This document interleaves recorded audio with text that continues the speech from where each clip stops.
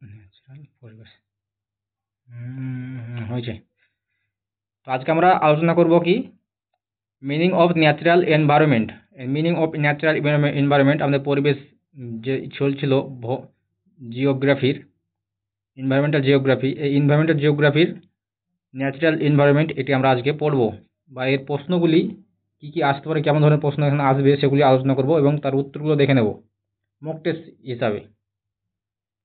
আমাদের এই যে এসএলএসটি জিওগ্রাফি চলছিল পার্ট এনভায়রনমেন্টাল জিওগ্রাফির, আগের ভিডিওতে আমরা এনভায়রনমেন্টাল ডিগ্রেডেশন অ্যান্ড কনজারভেশন এটি আমরা পড়েছি, বা সেগুলির এমসিকিউ আলোচনা করেছি। যদি না দেখে থাকো তো আমাদের এই ভিডিওর ডেসক্রিপশনে লিঙ্ক দিয়ে দেবো, সেটা প্লেলিস্টে গিয়ে তোমরা দেখে নেবে। তো আলোচনা করছি আজকে environmental meaning of natural environment. প্রথম প্রশ্ন, প্রাকৃতিক পরিবেশ বলতে কী বোঝায়? কেবল মানুষজন, কেবল গাছপালা, প্রকৃতি ও জীববৈচিত্র্যের পরিবেশ, কেবল প্রাণী জগৎ। তো প্রকৃতি এবং জীববৈচিত্র্যের পরিবেশ, প্রকৃতি পরিবেশ বলতে প্রকৃতি ও জীববৈচিত্র্যের পরিবেশকে বোঝায়। উত্তর সি, প্রকৃতি ও জীববৈচিত্র্যের পরিবেশ। পরবর্তী প্রশ্ন, প্রাকৃতিক পরিবেশের মূল উপাদান কোনটি নয়? বায়ুমণ্ডল, সমাজ, জীবমণ্ডল, জলমণ্ডল। বায়ুমণ্ডল, জীবমণ্ডল এবং জলমণ্ডল এই তিনটি কিন্তু আমাদের প্রাকৃতিক পরিবেশ এর অংশ, প্রকৃতিক পরিবেশের অংশ। কিন্তু সমাজ এটি একটি কৃত্রিম পরিবেশ, এটি মানুষ সৃষ্টি একটি উপাদান। উত্তর বি, সমাজ একটি মানুষ সৃষ্টি উপাদান, প্রাকৃতিক পরিবেশের অন্তর্ভুক্ত একটি নয়। প্রাকৃতিক পরিবেশ যা মানুষ সৃষ্টি করেন সেগুলি প্রাকৃতিক পরিবেশ। তো বায়োস্ফিয়ার কি আমাদের হাইড্রোস্ফিয়ার, লিথোস্ফিয়ার এবং অ্যাটমসফিয়ার এর যেখানে মিলিত হয় সেটাই হচ্ছে বায়োস্ফিয়ার। ওটাই বায়োস্ফিয়ার, বাস্তুতন্ত্র, জীবমণ্ডল, যেখানে জীবন বেঁচে থাকার জন্য অনুকূল পরিবেশ রয়েছে, এটা হচ্ছে জীবমণ্ডল। 3 নম্বর প্রশ্ন, পৃথিবীর কোনটি প্রাকৃতিক পরিবেশের অংশ? প্রাকৃতিক পরিবেশের অংশ কোনটি? শহর, বন, রাস্তা, কলকারখানা। উত্তর বন, ফরেস্ট। উত্তর বন, বি, ফরেস্ট হচ্ছে প্রাকৃতিক পরিবেশের অংশ। নিচের কোনটি প্রাকৃতিক উপাদান নয়? বৃষ্টিপাত, নদী, ভবন, পর্বত। উত্তর সি, ভবন, ইমারত, আমাদের বাড়ি, এগুলি কিন্তু প্রাকৃতিক পরিবেশের উপাদান নয়, প্রাকৃতিক উপাদান নয়, কৃত্রিম উপাদান। প্রাকৃতিক পরিবেশের প্রধান বৈশিষ্ট্য, এটি মানুষ দ্বারা গঠিত, এটি স্থির থাকে, এটি স্বয়ংক্রিয়ভাবে গঠিত হয়, এটি মানব সমাজ দ্বারা নিয়ন্ত্রিত।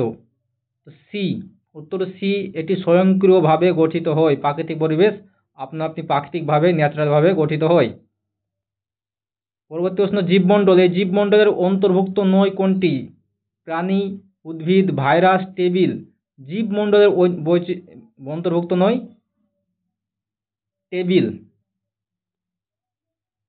এখানে দেখে নাও কোনগুলি আমাদের ন্যাচারাল এনভায়রনমেন্ট। বায়োস্ফিয়ার আচ্ছা, ন্যাচারাল এনভায়রনমেন্টের মধ্যে অ্যাটমসফিয়ার, পেডোস্ফিয়ার, হাইড্রোস্ফিয়ার এবং ক্রিস্টোস্ফিয়ার, এছাড়াও লিথোস্ফিয়ার।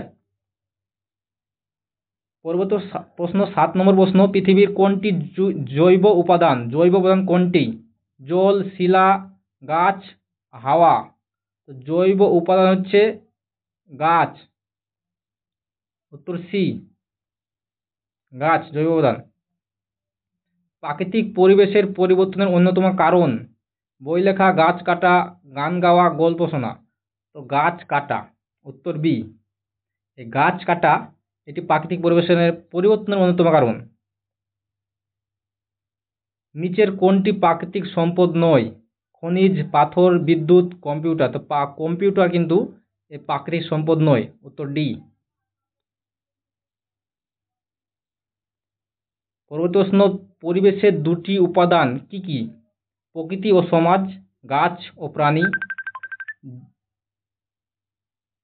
জৈব ও অজৈব, আলো ও অন্ধকার। তো জৈব উপাদান এবং অজৈব উপাদান। উত্তর সি, জৈব এবং অজৈব। পরবর্তী প্রশ্ন, প্রাকৃতিক পরিবেশে কিভাবে মানুষ প্রভাবিত করে? প্রাকৃতিক পরিবেশ মানুষকে কিভাবে প্রভাবিত করে? কেবল আবহাওয়ার মাধ্যমে প্রভাবিত করে, শুধুমাত্র পানি সরবরাহ করে, সেই জন্য জীবনধারা ও অর্থনীতির ওপর প্রভাব ফেলে। কোনটি কোনো প্রভাব ফেলে না? জীবনধারা এবং অর্থনীতি, এই জীবনধারা এবং অর্থনীতিতে দুটোতেই মানুষকে প্রভাবিত করে প্রাকৃতিক পরিবেশ। উত্তর সি, জীবনধারা এবং অর্থনীতি প্রভাব ফেলে। মাটির কোন উপাদান অন্তর্গত? মাটি কোন উপাদান অন্তর্গত? জৈব উপাদান, জৈব এবং অজৈব উপাদান, কৃত্রিম উপাদান, কেবল জৈব উপাদান।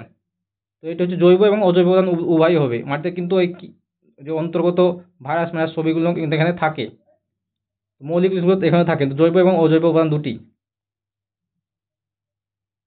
নিচের কোনটি বায়ুমণ্ডলের উপাদান? বায়ুমণ্ডলের উপাদান নাইট্রোজেন, পানি, শিলা, পাথর। তো বায়ুমণ্ডলের উপাদান nitrogen, nitrogen, carbon dioxide, oxygen, এগুলি বায়ুমণ্ডলের উপাদান। Biosphere, atmosphere. প্রাণীদের অভিবাসনের একটি কারণ, প্রাণীরা এক স্থান থেকে অন্য স্থান চলে যায়। তো সেই চলে যাওয়ার কারণটা কি? ইচ্ছা, জলবায়ু পরিবর্তন, খেলা, বন্ধু বানানো। এখানে জলবায়ুর পরিবর্তন, এই জলবায়ুর পরিবর্তন কিন্তু এক স্থান থেকে অন্য স্থানে অভিবাসনের একটা কারণ। উত্তর বি, জলবায়ুর পরিবর্তন। উত্তর বি, প্রাকৃতিক পরিবেশ কি করে জলবায়ুর পরিবর্তন ফলে কিন্তু প্রাকৃতিক পরিবেশ থেকে অন্য স্থানে, এক স্থান থেকে অন্য স্থানে আমরা কি করে জীবরা কি করে পরিবেশন করে এক স্থানে অন্য স্থানে চলে যায়। 15 নম্বর প্রশ্ন, প্রাকৃতিক পরিবেশের প্রধান শক্তির উৎস। প্রধান শক্তির উৎসই কিন্তু প্রাকৃতিক পরিবেশের কি? সূর্য। উত্তর সি, সূর্য। কোনটি পরিবেশগত বিপর্যয়ের উদাহরণ? পরিবেশগত বিপর্যয়, পর্বত সৃষ্টি, নদীর প্রবাহ, বন উজাড়, শস্য উৎপাদন। তো পরিবেশগত বিপর্যয় কি? বন উজাড়, ফরেস্ট ডিফরেস্টেশন, এটা কিন্তু পরিবেশগত বিপর্যয়ের একটি উদাহরণ। 17 নম্বর প্রশ্ন, হিমবাহ কি? কৃত্রিম জলাশয়, প্রাকৃতিক বরফের নদী, গরম জলের উৎস, বনভূমি। তো হিমবাহ হলো প্রাকৃতিক বরফের একটি নদী। উত্তর বি, প্রাকৃতিক বরফের নদী।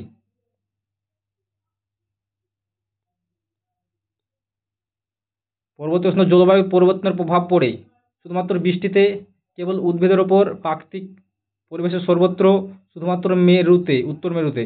তো উত্তর সি, প্রাকৃতিক পরিবেশের সর্বত্র যে জলবায়ু পরিবর্তন তার প্রভাব পড়ে। পরবর্তী প্রশ্ন, পরিবেশগত ভারসাম্য রক্ষায় গুরুত্বপূর্ণ ভূমিকা রাখে। কোনটি গুরুত্বপূর্ণ ভূমিকা রাখে? প্রযুক্তি, শিল্প, বন, শহর। তো প্রাকৃতিক যে ভারসাম্য তার রক্ষার জন্য গুরুত্বপূর্ণ ভূমিকা রাখে ফরেস্ট, বন। উত্তর সি। প্রকৃতি কাকে বলে? প্রকৃতি কাকে বলা হয়? সবকিছু যা মানুষ সৃষ্টি করেছে, সবকিছু যা প্রাণী জগৎ, সবকিছু যা মানুষ তৈরি করেনি, শুধুমাত্র নদী ও সাগর। তো যা কিছু আছে পরিবেশে, প্রকৃতি হলো কি? যা মানুষ তৈরি করেনি।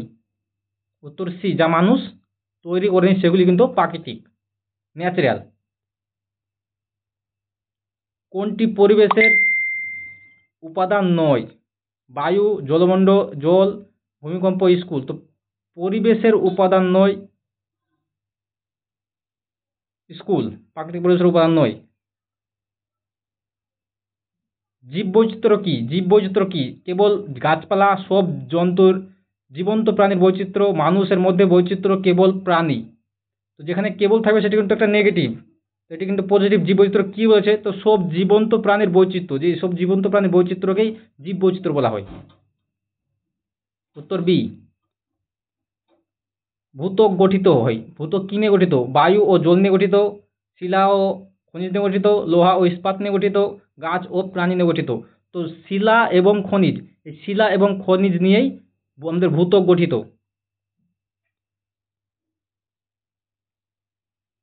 মানুষ পরিবেশের ওপর কিভাবে প্রভাব ফেলে? মানুষ পরিবেশের উপর কিভাবে প্রভাব ফেলে? খাদ্য উৎপাদনের মাধ্যমে, পরিবেশের উপাদানের মাধ্যমে, উপাদান পরিবর্তন করে, নদী বানিয়ে পরিবেশ রক্ষা করে। পরিবেশ রক্ষা করে পরিবেশ কীভাবে প্রভাব ফেলে? পরিবেশের উপাদানকে পরিবর্তন করে। আমাদের যে পরিবেশের উপাদান আছে সেগুলোকে আমরা কি প্রযুক্তির মাধ্যমে পরিবর্তন করি, এর মাধ্যমে কিন্তু প্রাকৃতিক পরিবেশকে প্রভাবিত করে। উত্তর বি।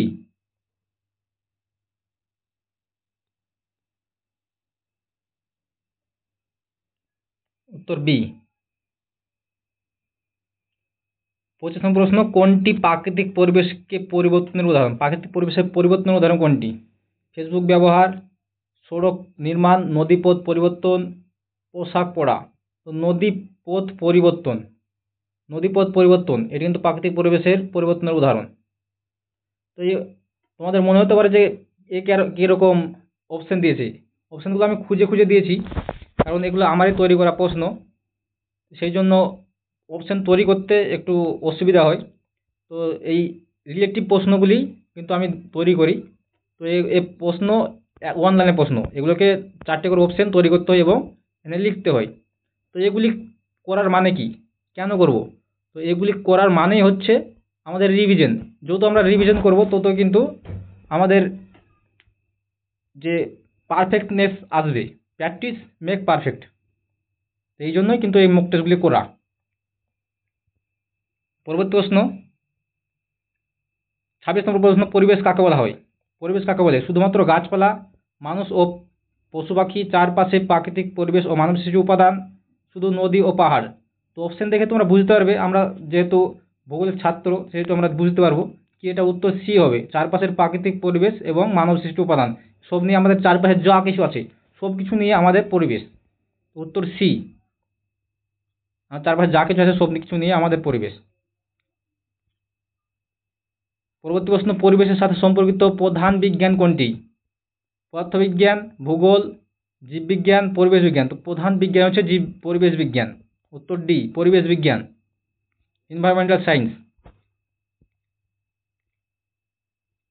নিচের কোনটি প্রাকৃতিক পরিবেশের অন্তর্ভুক্ত নয়? বন, মরুভূমি, সমুদ্র, বিদ্যুৎ কেন্দ্র, জঙ্গল। তো বিদ্যুৎ কেন্দ্র, এই বিদ্যুৎ কেন্দ্র বা আমরা কি বলি পাওয়ার হাউস, এই পাওয়ার হাউস কিন্তু প্রাকৃতিক পরিবেশের অন্তর্ভুক্ত নয়।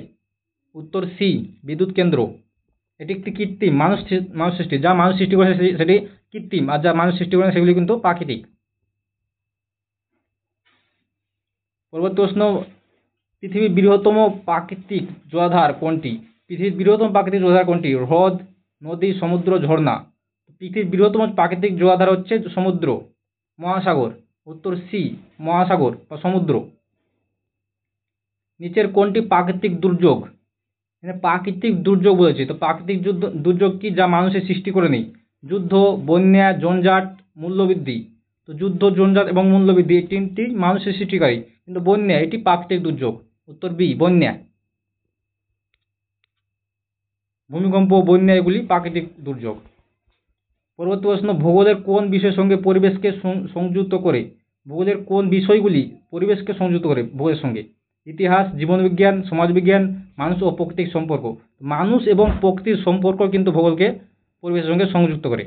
উত্তর ডি, ভূগোল মানুষ এবং প্রকৃতির পারস্পরিক সম্পর্ক ব্যাখ্যা করে।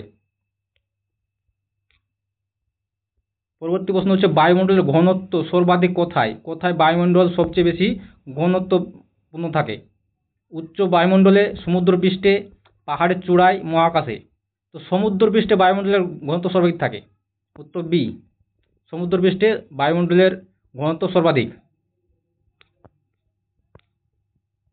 পরবর্তী প্রশ্ন, পানি। এই পৃথিবীতে পানির 97%, জল আমাদের আছে 97% এবং স্থল আছে 3%। তো পানির 97% হচ্ছে পানির, এই যে পানি জল এটি কোথায় থাকে? হ্রদে, সমুদ্রে, নদীতে, মেঘে। এটি হচ্ছে সমুদ্রে। সমুদ্রের 97% জল নোনা জল, 3% জল আমাদের বরফ রূপে এবং আমাদের খাবার পানীয় যোগ্য আছে। পরবর্তী প্রশ্ন, প্রাকৃতিক পরিবেশ রক্ষা করতে হলে কি করতে হবে? বন উজাড় করতে হবে, নদীর খাল দখল করতে হবে, বৃক্ষরোপণ করতে হবে, কলকারখানা তৈরি করতে হবে। প্রাকৃতিক পরিবেশ রক্ষা করতে হলে বৃক্ষরোপণ করতে হবে, সামাজিক বনসৃজন, এই বৃক্ষরোপণ করতে হবে। উত্তর সি। মানব জীবন, এই মানব জীবনের ওপর পরিবেশের প্রভাব কি? কেমন? সীমিত হিসাবে, সামান্য, গভীর এবং ব্যাপক নেই। মানব জীবনে পরিবেশের প্রভাব কিন্তু গভীর এবং ব্যাপক, অনেক বৃহৎ। উত্তর সি। জীবমণ্ডল, এই জীবমণ্ডল কি নিয়ে গঠিত? পশু পাখি নিয়ে গঠিত, শুধু গাছ নিয়ে গঠিত, সব জীবিত প্রাণী, উদ্ভিদ নিয়ে গঠিত, শুধু মানুষ নিয়ে। তো সব প্রাণী, সব জীবিত প্রাণী এবং উদ্ভিদ নিয়ে আমাদের জীবমণ্ডল গঠিত, বায়োস্ফিয়ার গঠিত। কার্বন ডাই অক্সাইডের প্রাকৃতিক উৎস কোনটি? রান্নাঘর, আগ্নেয়গিরি, এসি, মোবাইল। তো প্রাকৃতিক উৎস হচ্ছে আগ্নেয়গিরি। আগ্নেয়গিরির উদ্গম। উত্তর বি। পরিবেশ, প্রাকৃতিক পরিবেশের সবচেয়ে দ্রুত পরিবর্তনকারী উপাদান। প্রাকৃতিক পরিবেশকে দ্রুত পরিবর্তন করে কোনটি? বায়ু, গাছ, প্রাণী, মানুষ। তো মানুষ হচ্ছে প্রাকৃতিক পরিবেশকে দ্রুত পরিবর্তনকারী হচ্ছে এই মানুষ। মানুষ দ্বারা প্রাকৃতিক পরিবেশ দ্রুত পরিবর্তন হয়, পরিবেশকে হস্তক্ষেপ করে। স্থলভাগ ও জলভাগের অনুপাত, এটা সবাই জানো। স্থলভাগ এবং জলভাগের অনুপাত কত? এটা বলতে হবে না, উত্তর তোমরা কমেন্টে করে দাও।